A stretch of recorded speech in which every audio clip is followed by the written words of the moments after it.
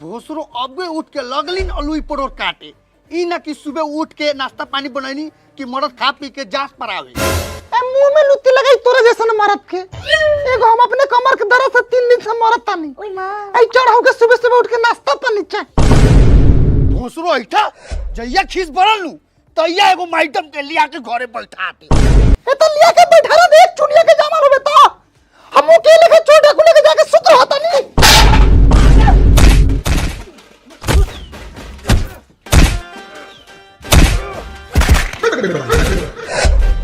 साले मास्टर के बेटा होगा चाहे कलेक्टर के मुंह पर बात के भगवा ऐसे बतियाई रे के का लइका हो तू के कर लइका हवा चुन्नी लाल के ए तो दादाजी का नाम चुन्नी लाल हो नाम तो उहे ह लेकिन तू साला काम कौन को के आइल बाड़े रे काम है कोनो जानबूझ के पत्नी होगा रे उ त खेसारी खा के गैस बनर रखा त निकाल देनी है आता है पावन त रुकता है कवन इस साला के मारे द्वार पर आ जाला शिकायत लेके जोन तोन बउआ जी एकरा तरफ से हम क्षमा चाहते हैं रहुआ लोगन जाओ अच्छा जात तो बरलही बानी लेकिन पांच के जवाब खाद से दिया टटका गु हाथ से उठा के मुंह पर छीटा ए चल सरे प्रणाम साहब प्रणाम प्रणाम का समाचार बा दीनानाथ जी का समाचार बताई मार साहब रउए लेखन एगो तेगला लइका पैदा ले बा जहाँ तहीं झगड़ा करत फिरता उहे एगोरा दूरा पर आए लखा ओरहन लेके तो उहे फरिया के आवत अच्छा अच्छा कहे कर लखा दीनानाथ जी राहुल लइका के ट्यूशन पढ़ले रहनी ओ हिसाब में के 3 रुपया रह गेले रहे अभी ले ना देलो ए मुंह मारो तोहर 3 गो रुपया की कितना नंबर तक टान ले ला इतना नंबर देला के बाद में तोहर 3 गो रुपया पचा लेम का पचा ले हम का चुपचाप भला आदमी लेकिन पैसा दे दा न त मारम घीच के फट पेट पर बस लूंगी में हक देबा ऐसे मत बतियाओ एगो तो 8 न 10 साल हो गला उपस्ते बा अब बचावे के बात करो तो ना चुपचाप भला आदमी लेकर घर 3 रुपया पहुंचा देम न तो निमन से पैसा हो जाए ए चिल्लाऊ मत राव 3 गो सिक्का लेके राव माथा पर चपका दे पहले संभालू हई अपन झटू करान बेटा के साला बनल बाप के बिगड़ल बेटा बाबूजी लूंगी खोली के डांड में से ए हट साला जाके छत ले आओ जा स्कूल पढ़ावे ले आओ तनी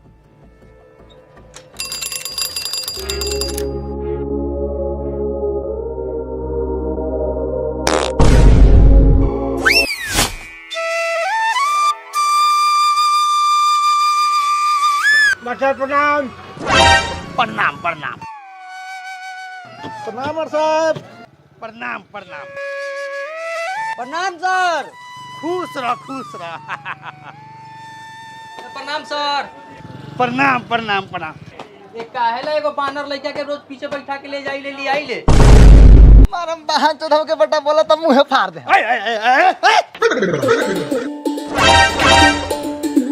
बाबूजी 5 रुपया देना लिट्टी खा के पानी पी भूख लागल बा 5 रुपया क्या कर दे 5 रुपया घरे आटा चावल बढ़ले बा साग सब्जी भेजिए देले बानी होली को होली मीट आइए जाला तो क्या करबो उतना पैसा आज तक ले हमरा के देखल बा चौक बाजार पे 1 रुपया के बोरी खाते हुए है तो तू ना खा रहा था हम तोरा चक्कर में भूखे मारी पुरन के जमाना में जी जमाना के बात करत रे बबू अभी तू साइकिल में बैठल बड़े हमरा जमाना में साइकिल देखौला ना मिले हां इतना केकरा ना करिले तोरे ला नू तो काहेला करत रहा हम तोरा कहिले पैसा बचावो हम तो कहता नहीं सारा धन दौलत लुटा दो भले बाद में भीख मांगे खाए अरे चुपचाप बैठ ऐठ मत 5 रुपया खा के आखिर होगी देबे हां 5 रुपया बच रही तो कुछ सामान अर जाए ए मुकरिया हो जाए ए आओ जल्दी 1 रुपया सिक्का मत देबो बैठ अरे बटवा आहा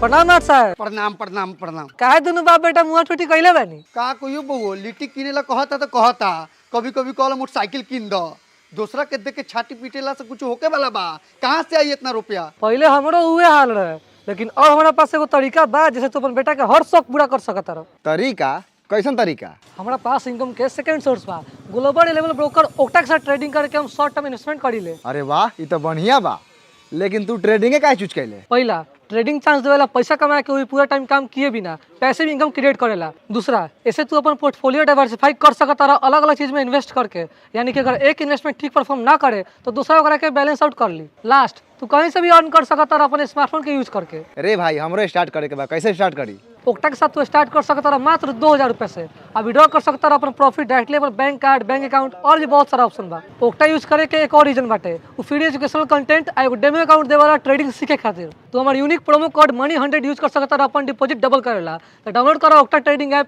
लिंक नीचे डिस्क्रिप्शन में बा। ओ बाबूजी तो बढ़िया बा, रोक हम अपनो ट्रेडिंग जर्नी ओक्टे से स्टार्ट करतानी। चल स्कूल बंद कर दी तो कोनो खुलबो ना करी। चल चला हे ने रे साला के टंगड़िया धके फाड़ देवा तानी, ताकत आजमावे के तो हमरा से ना आजमाओ। ए हो गेल भाईटू भाई, हो गेल भाईटू भाई, आजमाएम नु रे साला। अभियो काम नहीं की, खाली बाबू के बहारा से आवे दे, ओकरा बाद ढीटा मुंह में मुतम। बोले तो भाईटू भाई, बोले तो लइका बा। ए त ऐसे लइका के हम 4 बेर गार लीले। बता है तीजू के लइका जात के तीनों भाई मिलके मरला का, तो हुआ काहेला रे? साला के खेत में तय के सनी एक दिन ओइला मरलक ह। साले अपन बिगहा के बिगहा खेत छोड़ के हमरा खेत में जानबूझ के हो गया वाला। वो आलू या मुरई के जाए दे खाए वाला सामान में जे सरवा होगी ओकरा घर में अपने कोड़ी फूटी। हम बेटा के जहां मन करी हुआ आगी। अभी तक खाली तोरा खेते में आग ले बा, तनी एने आना जो केगा पटक के तोरा मुंह में आगवा दे तनी। ए जो जाके हक चाहे मुत, हमर अपने ना तो भैंसी तू आइल बा। काहो फालतू भाई, कितना बढ़िया राहुल लइका के ट्यूशन पढ़ाओ तानी तो छोड़ा दलो तो के लगन बढ़िया से बानर भेल बा। पढ़त ना बा ता काजे बा, वो बढ़िया मास्टर थे। तोरा लेखन छेछर मास्टर से पढ़वा के 8 ना 4 ना लदुरा पर के माटी करवावे जाए। काहे लेखा बोलता रहो, 8 ना 4 ना पैसा ना हो का लइका। लाड़ बीच में खोद खाद कैले बारा। बाबूजी पैसा बाकी हवा का एकरा लगे, कौन अभी उसे लेता नहीं गार फाड़ के।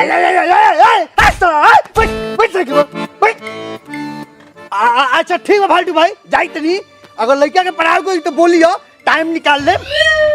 जो जो तोरा लेखन मास्टर के जरूरी पड़ी तो देखल जाई। मारम सर हम तोरा के कहियो अकेला में बेटा। हट साला, एक दिन में कएगो झड़ करबे रे साला। तोरा लेखा बोर भाई हमरा लाल कपड़ा।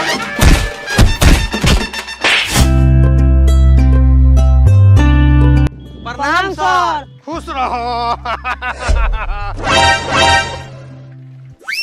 रे उहे छौड़ा हका रे जेकरा के मार के हमनी उखुआ छीन ले रही सा।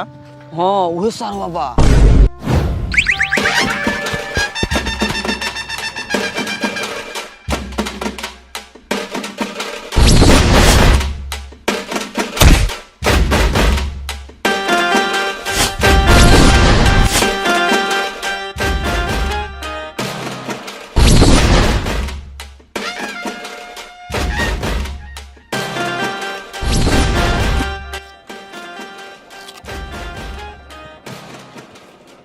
अरे तू खोस लगाओ छीन लेलौ सरवा के बेटा सब।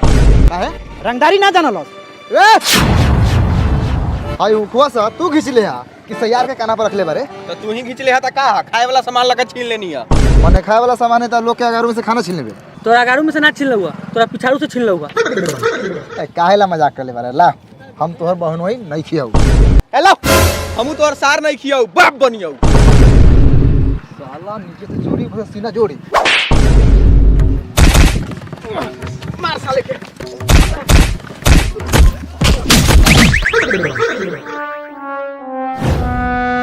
अरे साला उधर मार के तो उखवा छीन ले, अब हम मार के साइकिलवा छीन ले। ऐसा ही छीन लेबे का, खाई पिए वाला सामान रही तो छीन लेनी। हमनियो खाए पिए वाला सामान ले हम तो छीन लिए, नोटी छोड़। अच्छा रउआ लोगन हमरा के मरले रही से ए तो अपनाहू के ओर से तो गाड़ी देवल के रहे। है तो इतना मेहनत से हमहू घिचनी आ तोनी का उठा ले लगे नहीं मांगे तब मार देला तो गाड़ी आइब ना। ई सरवा प्यार से नहीं माने वाला।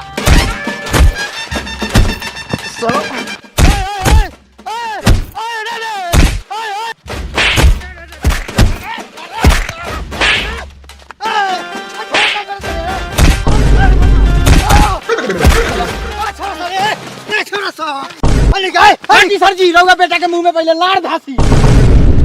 बाप साला तोहरा घर जाके तोहरा बाप के मुंह में लार हमर बाबूजी धसी है। हम ऐसा नहीं कर सकत, हम मास्टर हई।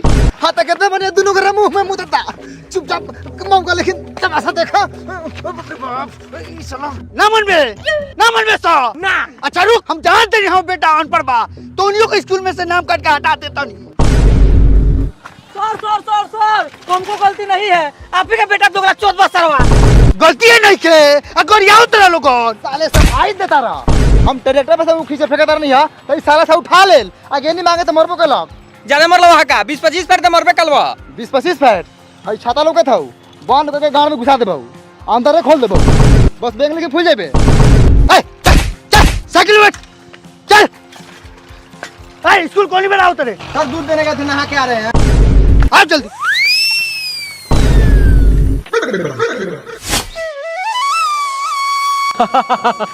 अरे बाप रे बाप, आपसे सुंदर पूरा दुनिया में हमको कोई लगती ही नहीं। चुपिए। विश्वास कीजिए शीला जी, मेहरारू से बतियाला महीना हो गया। कहाँ है तसला जी?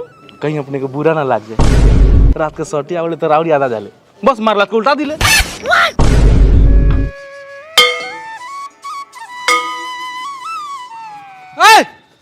समझदारी है कि नहीं तसला जी? एगो तो दिन पर दिन लड़का स्कूल में कम होते जा रहा है, यहाँ बैठ के किसर कर रहे हैं। ज्यादा बताइएगा आप। हाँ बताइएगा। हाँ महीना देते हैं तो बतियाइए करेंगे। बताइएगा आप। हाँ बतियाएंगे। बताइए बैठ के मैडम से, हम जा रहे हैं क्लास करने।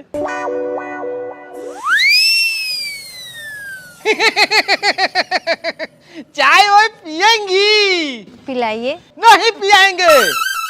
पहले फैसला कीजिए कि स्कूल चलाइएगा कि ब्यूटी पार्लर चलाइएगा। दोनों चलाएंगे। ठीक है दोनों चलाइए, लेकिन तनका स्कूलों पर ध्यान दीजिए। आपको रखे काहेला है कि आपका शकल देख के 2-4 गो जौर जवान लड़का सा आएगा तो आप तो खाली मास्टर से सटे रहते हैं, लड़का से सटा रहिए नीमन तरीका से।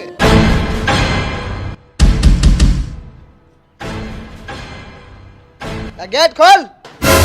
क्या है रे? भिखारी सर है, यानी कि हमारे बाबूजी। गेट नहीं खुलेगा, ताला मारा गया है। शराब के आइए ना तो जाइए।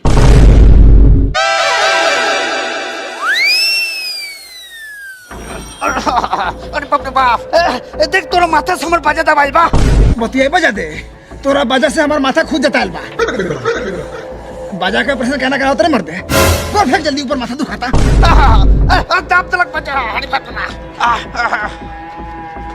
बताओ तो हई छड़ की तरफ हम पढ़ावे आई हेडमास्टर बनो तो तो काहे लेट से आते हैं? लेट से काहे आते हैं? पैसा लेके पढ़ाते हैं कि फ्री में पढ़ाते हैं? स्कूल है, धर्मशाला नहीं है। रे बोंगरा तू बेसी बतियाएगा। हमारे रिश्तेदार का 2-4 गो लड़का इसमें पढ़ता है तब स्कूल चलता है। तो यहाँ बाबूजी स्कूलों में पढ़ाओ छोड़ियन तो ये से तो लागी स्कूल में ऑर्केस्ट्रा नाचे। बाकी भिखारी जी टाइम से आया कीजिए, टाइम से कुटाइम हो जा रहा है, ऐसे कैसे चलेगा? जाइए क्लास में जाइए, ऐसे धर्म करम चलने वाला नहीं है। बाउर जी जी महीना लागे में अभी 10 दिन बाकी बा। हाँ 12 के लागी। हाँ तो कहे के रलख पिछला हिस्सा में के 2 रुपए रह गए रहे, देना दिहू। है महाराज 2 रुपए ला रहुआ 3 बेर टोक देनी, छेछरा बानी का शरम ना लागेला। तो रहुआ कौन ठीक बानी कि 2 रुपए कितना दिन से रखले बानी? काहे ना जता रे? तू मास्टर से हैंगे बतुआ बे का? तो मास्टर बोलो तो पढ़े लोग कर हम पढ़े वाला लड़का है। अरे शीला जी, जिंदगी भर तो पढ़ाना ही है, चलिए आपका राजगीर घुमाते हैं। अरे Sheela madam good morning. I love you too. साला कहत नहीं एकरा माई पर से हमार प्यार दिने दिने कम होगल कहे जाता। मतलब हमारा माई पर से प्यार एकरा दिने दिने कम होगल कहे जाता। I love you too. तोरा के त क्लास करेला कहले रानी हरे सरवा, यहां बैठ के बारू घर तारे रे साला भरुआ। पूरी बहन करा के तो लेखा मासा वाला पर पा दो। ए तसला जी, ए गलती हो रहा है, तसला जी हो रहा है। तू गुड मॉर्निंग कहे बोला हो करा के? गुड मॉर्निंग मतलब अच्छा सुबह सवेरा हो गई। अच्छा तो तोरा का आई लव यू टू कहे बोला खा? तो भगवान का मतलब ओकरा मन में हमरा पति का चलता झूठ। आई बाप रे बाप, तोरी गिर जाएगा। ए बेजाय हो जा रहा है, ए बेजाय हो रहा है। ठीक है आप लोग लड़िए, हम जा रहे हैं अपने ब्यूटी पार्लर चलाने। अरे आपको ऐसे काहे लगा है कि हम लोग झगड़ा कर रहे हैं? जाइए आप क्लास में जाइए। कौन है क्लास में जाए? जाइए 3 में फ्री होके। तोरा के तो हम बाद में बताएं बहन चोदहू। हम तोरा के छोड़ देम सरऊ। Good morning. Good morning. भाई बुढ़ाट झुराट आदमी तोरा के गुड मॉर्निंग बोललक ह त तू आई लव यू टू बोललू ह। ई तोर भतार बारन का? हाँ। हैं? हम बादशाह। ए बाबू ए, भिखारी जी के लड़का बारो, आवो दू अक्षर पढ़ के जानकार बन जा। लोग का कही पढ़ल लिखल बाप के अनपढ़ लड़का। हमरा के जौन साला पढ़ा लिखा के विद्वान चाहे जानकार बनाई, उस सारवा के दाई महतारी नानी एक कर दे। हटा होने कुर्सी लाओ, बैठी जाके पढ़ावा। घर में मास्टर वाला लार ना पढ़नी, आई साले भुट्टा मुट्टा जानकार बनाई हम। तो बउआ लोगन तहने की कथी करे के मन बा?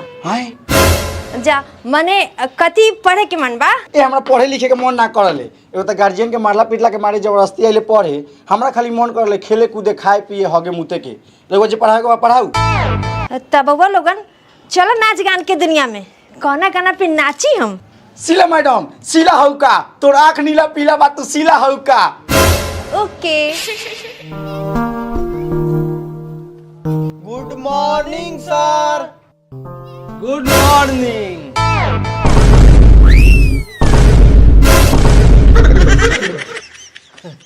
अंदर आई कि घरे जाई? घरे जाके बाप दादा के बार उखड़ब। आओ बैठा।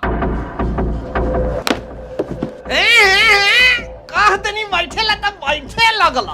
खड़ा रह। पहले ये बताओ पुलिंग किसे कहते हैं?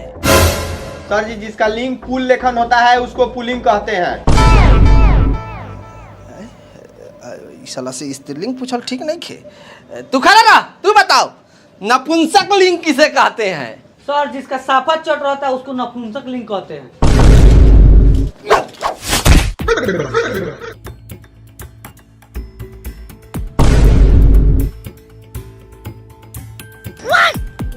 अरे भाई मारकर चला के कौन सा रो हमारा माथा मरला खरे? बोलबे सा कि जाई सीधा होकर दाई महतारी पर। ए बाबू ए, है दोनों हरामखोर सारवा को मारे हैं। तुमको गलती से छटक के लग गया है। देखता कपारवा फूटल बका। फूटल तो ना हो, लेकिन ये तू 12 से कपार पर लिखा गेल हो। चुतिया लिखाल बका। हाँ सर, 12 दिन बाद धर आए हैं, आज तो आपका टिन्ना फाड़ देंगे। प्रणाम सर, गलती सही माफ करा। बार बार तोरा के हम कहता नहीं कि हम पढ़े लिखे वाला लड़का नहीं खी। हमारा पढ़ाई लिखाई से कोनो मतलब नहीं खे, तो तू सब रह के हमरा से लड़िया काहे बारे?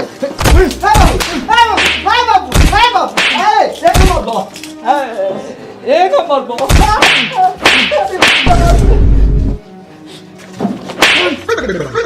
लड़िया बा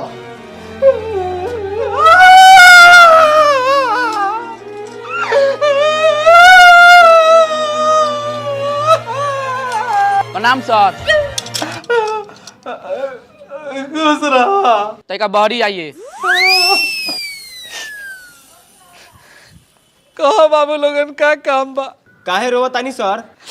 केहू दुखे से न रोएला।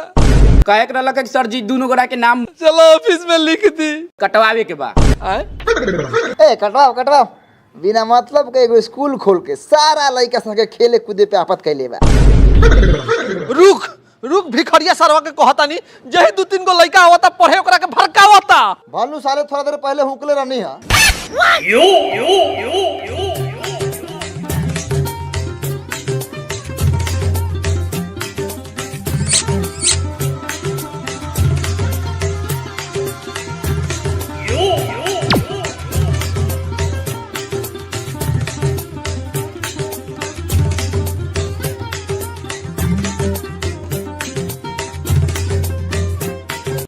साला आज पहली बार पढ़ाई छोड़ के अफसोस होता यार।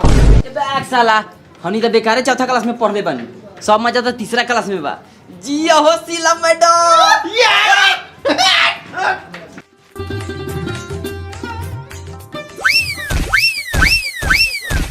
मैडम तो प्रोग्राम चालू कर दिले बा। ए हट ए हट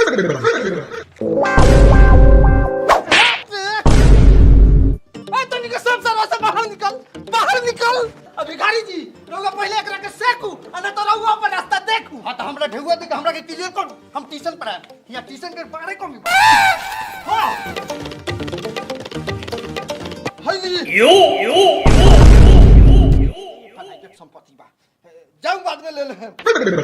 का हुआ बाबू सर? क्या हुआ? स्कूल में ऑर्केस्ट्रा का मंच बना के तात हैया कर रहे हैं। पढ़ाई का महत्व आपको पता नहीं है। अब जाइए ब्यूटी पार्लर चलाइए जाइए। पहले ढौआ हमरा कब से बड़े डेट बताओ। ये टेंशन काहे लेता रहा, मतलब चिंता काहे करता रहा। पैसावा रख ली तो एका स्कूल में के एको तीनों बस्ताई सारा राताराती खोल के ले जाए। चलो चलो तुम लोग भीतर चलो दुनिया भी इधर कहाँ जा घर जाओ। ए चल ऐसा हूं पढ़ के का होखे वाला बा, लास्ट में उहे करे के बा जौन हमनी के बाप दादा कइले बा। चल मीट खरीद के घरे ले चल जाओ। चल ए जाओ सर पहले हमनी के नाम काट के हटाऊ। चलू चलो।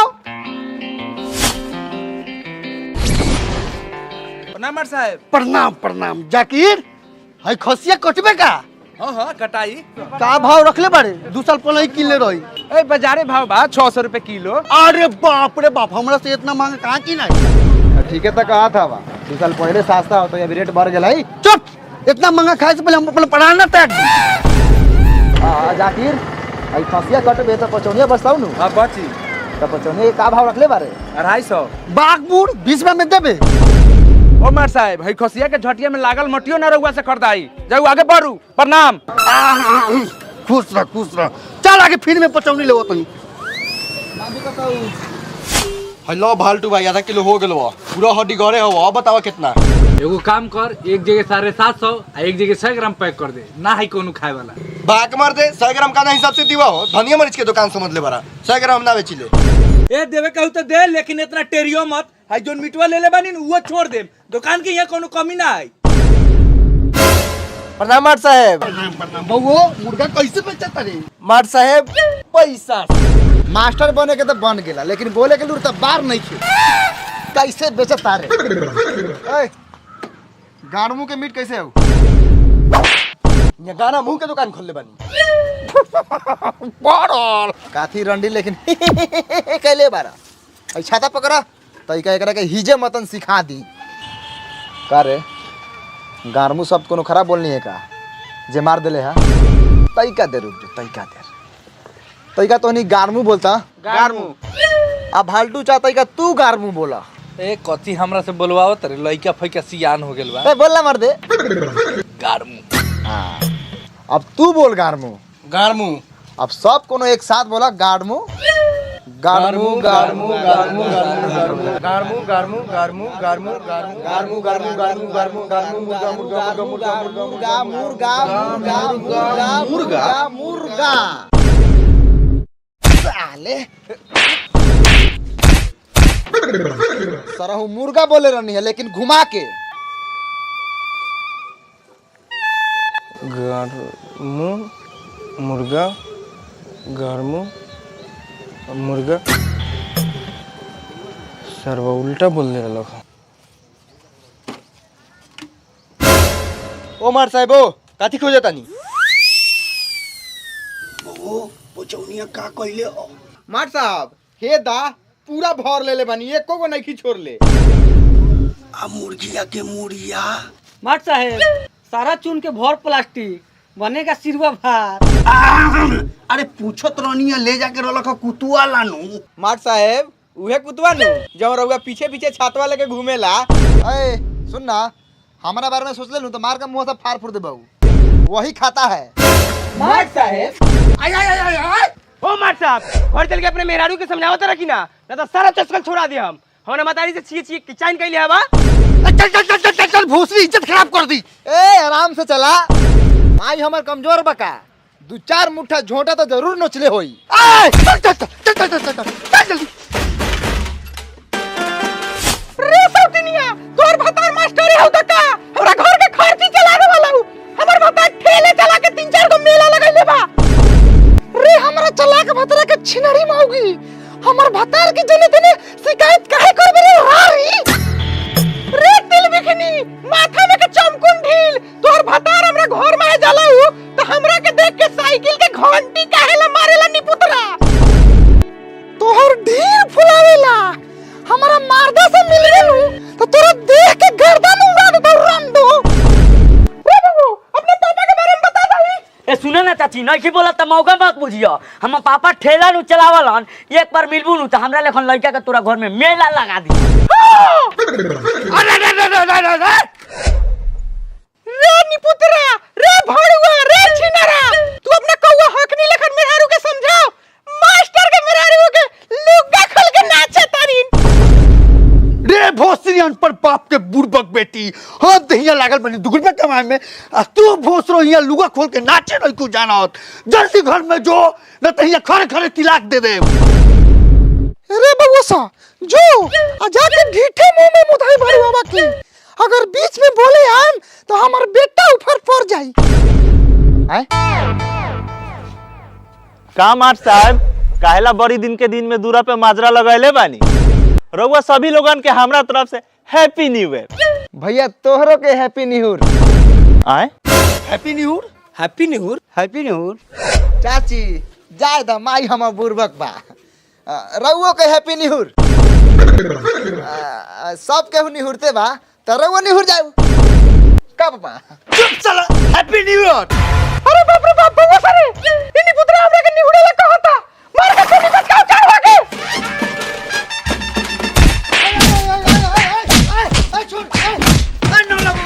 इतना अनपढ़ भाई क्या जाने के हिंदी इंग्लिश। हनी ने तो मार के मुंह चक्कर से फुला दे। रुक ए माई, पकड़ के मार दीवा भगला के।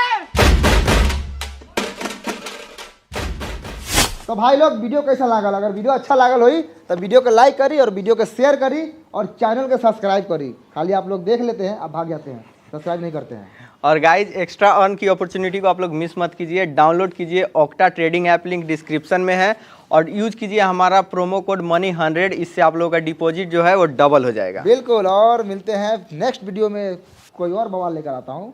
Thank you, love you. तब तक बने रहिए आप लोग साथ मनी मिराज वाइन्स के साथ।